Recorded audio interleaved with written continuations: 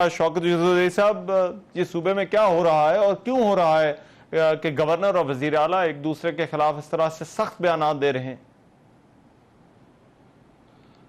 बिस्मिल्लाहिर्रहमानिर्रहीम। देखिए जी, मेरे ख्याल से अगर बैकग्राउंड देखा जाए तो ये गवर्नर साहब जो है ये मुख्तलिफ इलेक्शन लड़ते रहे हैं और हल्का भी आपको पता है डीए खान से ताल्लुक़ है, वज़ीर आला का भी और गवर्नर साहब का भी। हाँ। तो बदकिस्मती ये है कि इस गवर्नर को भेजने का मकसद ही सिर्फ ये था कि यहाँ पे कन्फ्रंटेशन पैदा की जाए, क्योंकि उन्होंने आते के साथ ही कोई अच्छा जंक्शन नहीं दिया, बल्कि यही धमकियाँ में लहजा और इस तरह की बातें की कि जी ये नालायक लोग हैं और ये इंतशारी हैं और इस तरह की बातें जब शुरू हुई तो डेफिनेटली वज़ीर आला भी उसी हल्के से ताल्लुक़ रखता है, तो उन्होंने उनको जवाब दिया है। और गवर्नर का ओहदा भी यही तकाजा करता है कि वो आईनी ओहदा है, तो आईनी हैसियत से वो उनको अपनी जिम्मेदारियां पूरी करनी चाहिए थी, लेकिन उन्होंने आते के साथ ही सियासत शुरू की। और जाहिर है अगर सियासत वो करेंगे गवर्नर की हैसियत से तो फिर ये ज़रूर वज़ीर आला को उनको याद कराना पड़ेगा कि इस वक्त हुकूमत यहाँ पे पीटीआई की है और जो बजट इस्तेमाल हो रहा है वो सारा गवर्नर हाउस का वो खैबर पख्तूनख्वा का बजट है।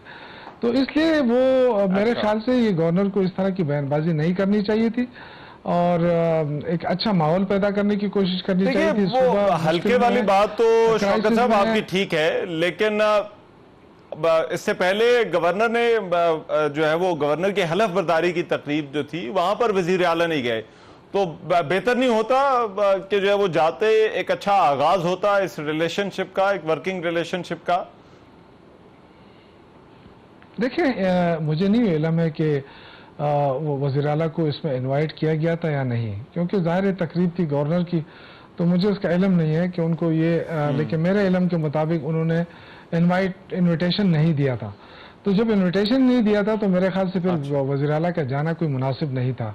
फिर दूसरी बात यह कि मैंने आपसे कहा कि एक अरसे से इख्तिलाफ चल रहा है उनके हल्के के हवाले से, तो फिर जब उन आए तो उनको बड़ा मोहतात रहना चाहिए था, क्योंकि जैसे मैंने कहा कि यहाँ अमन अमान की सूरत हाल का भी वो है, दहशतगर्दी हो रही है, दहशतगर्दी के खिलाफ जंग हो रही है, और फिर ये कि बड़े अरसे से हमारे जो बकायाजात है वो नहीं मिल रहे सूबे को और सूबा क्राइसिस में है। तो बजाय इसके कि वो अच्छा वो देते हैं कि जी मैं सूबे के मामलात को ठीक करूंगा, मैं हेल्प करूंगा, मैं वफाक से लाइजान रखूंगा, लेकिन वो चीज़ नहीं रही। वो उन्होंने आके जो लहजा इस्तेमाल किया, तो जाहिर है एक बंदा जब आपके खिलाफ इलेक्शन लड़ता हो और आप उसको आके यहाँ पे इस तरह की बात करेंगे तो फिर उस लहजा भी आपको उसी तरह मिलेगा। तो शुरुआत गवर्नर साहब ने की, उनको किसी ज़रूरत नहीं थी आते के साथ ही प्रेस कॉन्फ्रेंस करने की और पॉलिटिकल प्रेस कॉन्फ्रेंस करने की, मेरे ख्याल से ज़रूरत नहीं थी। एक अच्छा माहौल पैदा करने की हो सकता था, गुंजाइश थी, लेकिन उन्होंने वो चांस जो वो हल्के की बात या इलेक्शन की बात तो है शौकत साहब, लेकिन देखिए पीटीआई ने ज़ाहिर बात है शहबाज शरीफ के साथ उनकी मुलाकात भी हुई, साथ उन्होंने तस्वीर भी खिंचवाई और एक वर्किंग रिलेशनशिप जो है वो बनाने की कोशिश कर रहे हैं। तो क्या अमर माने हैं कि वफाक के अंदर जो है वो तो वज़ीर आला जो है वो वहाँ पर चले गए और वहाँ पर जाकर मिल भी रहे हैं, मीटिंग्स भी कर रहे हैं, तो जो है वो काम आगे चलाने की बात हो रही है, लेकिन गवर्नर के साथ जो है वो ये नहीं हो सका या हो सकता अभी? मैंने आपसे कहा ना कि गुंजाइश थी, लेकिन वो गुंजाइश गवर्नर साहब ने गिनवा दी, उन्होंने वो चांस मिस कर दिया और आते के साथ ही बमबारी शुरू की। तो देखिए, मैं अर्ज कर रहा हूँ कि ये जो गवर्नर लाया गया है इसका मेन मकसद ही ये था कि वो यहाँ पे कन्फ्रंटेशन पैदा करे, वरना क्या जरूरत थी। इससे अच्छे अच्छे लोग थे पीपल्स पार्टी में, पुराने वर्कर थे और एक रोल रहा है उनका पीपल्स पार्टी में, तो इनके लाने का मकसद सिर्फ यही था कि ये कन्फ्रंटेशन पैदा करे और वो उसमें कामयाब हुए हैं। कन्फ्रंटेशन पैदा हो गई है, अब जाहिर है जो लफ्ज़ों की गोलाबारी है वो हो रही है और आगे चल के क्या हो सकता है, तो ये चीज़ें तो सूबे के लिए अच्छा नहीं है, मैं तो उसको अच्छा नहीं समझता। लेकिन ये कि ये शुरुआत गवर्नर साहब ने की, उनको नहीं करनी चाहिए थी, आई नहीं होता, लेकिन हुकूमत के लिए मुश्किल नहीं होगी। देखिए जी और शौकत साहब, आईनी मामलात हैं, एक तो जो हुकूमत के लिए तो उनका अभी तक नहीं हो सका, सेनेट वाला जो मामला है वो भी अभी तक जो है वो इलेक्शन नहीं हुआ, और फिर एक वर्किंग रिलेशनशिप चाहिए होती है आपको वफाक के साथ भी, गवर्नर के साथ भी, बहुत सारे ऐसे आईनी मामलात होते हैं। अब उसकी छोटी सी मिसाल तो ये असेंबली का इजलास जो है वो उसकी रिक्वेजिशन पे जो है वो दस्तखत करने हैं, लेकिन वो नहीं हुए, उसके बगैर जो है वो अब इजलास हो गया। तो ये तमाम के तमाम ये बहुत सारे ऐसे मामला होते हैं जहां पर आपको जो है वो इकट्ठे चलना पड़ता है। तो मुश्किल लग रहा है हुकूमत को? देखिए, ये तो आपकी बात दुरुस्त है, लेकिन ये आप देखें कि गवर्नर जो है खुद कोई असम्बली का इजलास नहीं बुला सकता, स्पीकर बुला सकता है, स्पीकर के पास ये इख्तियार है। तो ऐसे कोई मैं तो ये अगेन कह रहा हूँ कि ये आपकी बात दुरुस्त है और होना तो यही चाहिए था कि ऐसा गवर्नर होता जो सूबे के मामलात को समझता और इस वक्त सियासत को पसपुश डालकर सूबे के मामलात को हल करने की तरफ जाता। लेकिन बदकिस्मती से वो इस सूबे से ताल्लुक जरूर रखते हैं, लेकिन रहते इस्लामाबाद में है। उनकी पूरी सियासत इस्लामाबाद की है। आप देखें शुरू से लेकर अब तक वो निगरान में भी रहे और वो खास ट्रेन होकर आए कि वो किस तरह अली अमीन साहब को कंट्रोल कर सकते हैं और कैसे उनका मुकाबला कर सकते हैं। लेकिन मेरा ख्याल नहीं है इससे हालात ख़राब हो जाएंगे और ये हालात मज़ीद ख़राब नहीं होने चाहिए थे। इस वक्त हमें बहुत बड़े बड़े चैलेंजेस का सामना है। एक तो हमारा सूबा जो है वो उसके जो बकायजात है वो 1500 अरब से बढ़ गए हैं वफाक के ज़िम्मे।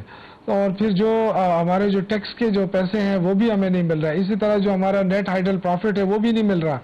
तो फिर जो हमारे पास जो एक्स फाटा है उसके जो पैसे मिलने थे उसमें अभी तक हमें जो इस मतलब जो करंट है उसमें 40% भी नहीं मिले। तो ये आप देखें कि खसारा बढ़ता जा रहा है। तो हालात मुश्किल हैं, इसलिए मैं ये समझता हूँ कि गवर्नर जो है वो हालात को मजीद खराब करना चाहते हैं। जिस तरह कहा गया कि जी गवर्नर राज लगा देंगे, तो शायद इनकी ये कोशिश होगी कि मैं हालात ऐसे बनाऊं कि गवर्नर राज की तरफ जाए, लेकिन ये इनको महंगा पड़ेगा क्योंकि खैबर पख्तूनख्वा की आवाम किसी सूरत गवर्नर राज को नहीं मानेगी।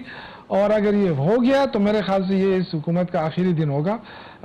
वफाक में फिर हुकूमत कायम नहीं आपको रह लगता है सकती, इसकी कोशिश हो रही है गवर्नर राज लगाने की? आपको लगता है गवर्नर राज लगाने की? देखिए, जो गवर्नर का एटीट्यूड है, इससे पहले भी गवर्नर रहे हैं और मुखालिफ पार्टियों के रहे हैं और बड़े अच्छे वर्किंग रिलेशन रही है। क्योंकि मुझे याद है हमारी हुकूमत थी, वहाँ पे गवर्नर जो थे वो झगड़ा साहब थे। झगड़ा साहब के बाद फिर वो आए अपना अब्बासी साहब आए। अब्बासी साहब भी गवर्नर रहे, मुखालिफ का ही गवर्नर रहे। लेकिन जो है ना गुलाम अली साहब अभी थे, गवर्नर थे, हालांकि उनके साथ हमारा इख्तिलाफ था, लेकिन फिर भी एक हद तक काफ़ी हद तक वो चले। लेकिन इन्होंने आते के साथ ही जो एक मीडिया के ऊपर भी आ रहा था, आपने पता है कि जी गवर्नर राज लग सकता है, तो ये इनकी ख्वाहिश हो सकती है वफाकी हुकूमत की या उनके जो साजिशी टोला है। लेकिन मैं समझता हूं कि ये इनके लिए बहुत भारी पड़ सकता है क्योंकि वफाक खुद बहुत बड़े मुश्किल में है। एक ये जो कर्जा लेके हुकूमत चला रहे हैं, तो ये तो 3-4-5 महीने भी नहीं चल सकेगी इस तरह। उसके बाद क्या होगा? इसलिए हालात को हर तरफ से कंट्रोल करना चाहिए और अमन अमान की सूरत हाल को आपने कंट्रोल करना है तो सबको मिलकर करना पड़ेगा। तो ये जो हालात मुझे नजर आ रहे हैं, एक तरफ दहशतगर्दी है जो हमारी फौज उसके लिए कुर्बानियां दे रही है, हमारी हुकूमत भरपूर सपोर्ट कर रही है, आवाम कुर्बानियां दे रही है, पुलिस दे रही है, तो वो तो हम एक तरफ हैं। दूसरी तरफ जब गवर्नर साहब की तरफ से जो महाज खुला है, मेरे ख्याल से ये नहीं खुलना चाहिए था और इसको जितने जल्दी हो सके इसको खत्म होना चाहिए क्योंकि इससे सूबे को भी नुकसान है और वफाक के लिए भी सर्द दर्द होगा, दर्द सर्द होगा। राइट, बहुत शुक्रिया। शौकत ज़ई हमारे साथ मौजूद थे। प्रोग्राम में एक ब्रेक शामिल करते हैं, वापस आते हैं तो मुस्लिम लीग नून के रहनुमा खुर्रम दस्तगीर हमारे साथ मौजूद होंगे और उनसे बात होगी ये जो अपोजिशन अलायंस बनाने और मुल्क गिर मुहिम चलाने की बात कर रही है, इसको मुस्लिम लीग नून और हुकूमत किस तरह से देखते हैं। इस ब्रेक के बाद